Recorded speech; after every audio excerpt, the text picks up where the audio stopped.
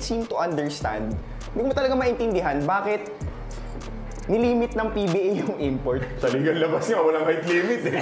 Sa akin yun talaga, I can't seem to put my head around it. Bakit for the longest time, nililimit ng PBA yung height ng import nila at 6'10", di ba? And if you will look at the current conference, which is the PBA Governors Cup, and the remaining teams, yung imports nila, ano ba yung height?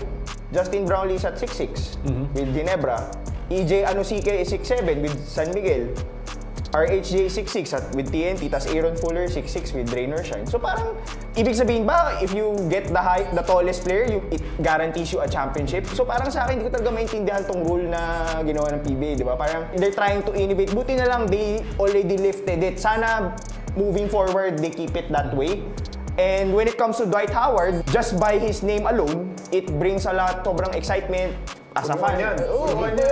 It creates a lot of buzz and excitement. And kahit ako, matagal na akong di nanonood ng live ng PBA. Mapapanood ka ngayon. Baka mapanood ako eh, kasi especially pag San Miguel siguro kalaban with Junmar Fajardo, matchup nila, or with Justin Brownlee sa Ginebra, baka mapanood ako niyan kung Converge versus San Miguel, Converge versus Ginebra.